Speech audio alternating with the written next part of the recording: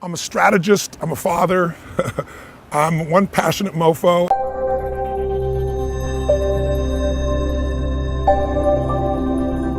So I've had the leaders of countries, presidents of the United States, presidents of the largest companies in the world, billionaire entrepreneurs, and I've had moms and dads and entertainers, Serena Williams in the sports field, Hugh Jackman, Pitbull, Usher, you name it. So the one thing they all have in common, I think, is they're hungry. And I know that sounds simplistic, but I believe that's the single most important element that separates the quality of people's lives.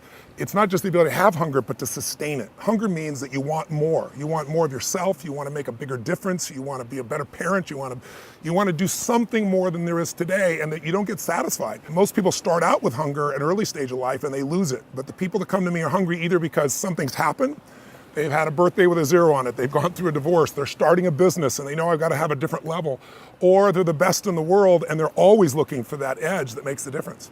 What keeps you hungry? I am hungry. I think what it is I think everybody is born with hunger. Like there's a desire to grow, to expand, to learn, and then disappointment sets in early in life for most people. And then we look to blame something outside of ourselves. And there are many events in our lives that can affect us all. We've all had pain and challenges.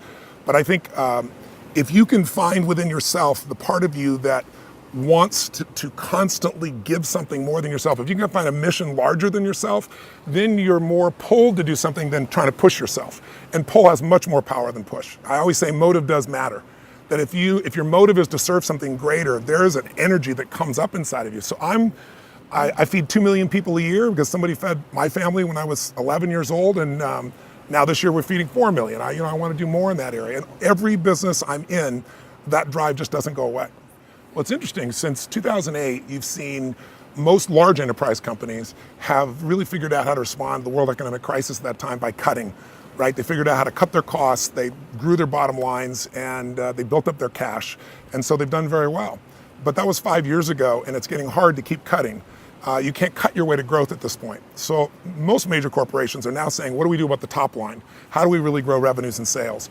And so I built something called Coaching in the Cloud, which we've done for some of the most successful companies in the world. And what it does is it comes in and it revamps the sales process. You think about it, in the 1990s, you had all these companies that were re-engineering, and they said, look, we're going to go virtual and save the real estate. And all these salespeople are going to just virtualize. There weren't great tools then, there are now, Salesforce.com being one of those, right?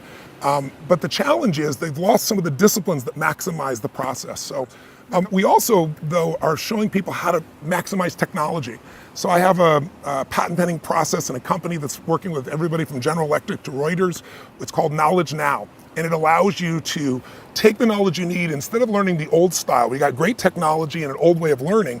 You get to learn in the application, like Salesforce.com. While you're there, you're able to get the answers you need when you're working on clients right now. Not go to some class where you're going to forget 90% of it, but do it right now. We found it to be really, really impactful. Well, I believe in rapid change. Technology allows you to create change really rapidly.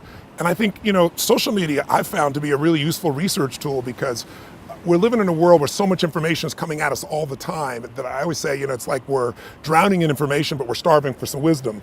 And if you follow people that are really brilliant, it's almost like having an intelligent browser where they can bring you to the very best stuff right away. One of the companies. One could say that you give people advice, you give them motivation, inspiration. What's the best piece of advice you've ever gotten? I've had so much, but I think one of the most important ones was early in my life. One of my mentors, a man named Jim Rohn, said, Tony, all you have to focus on in your life is find a way to add more value than anybody else does, and you'll never have to worry about anything. Be the person that does more for others, and life will just be anything you want out of it. It really is what it is. And he also said the way to do that is every day work harder on yourself than anything else. Because if you become more intelligent, more valuable, more skilled, you can add more value to other people.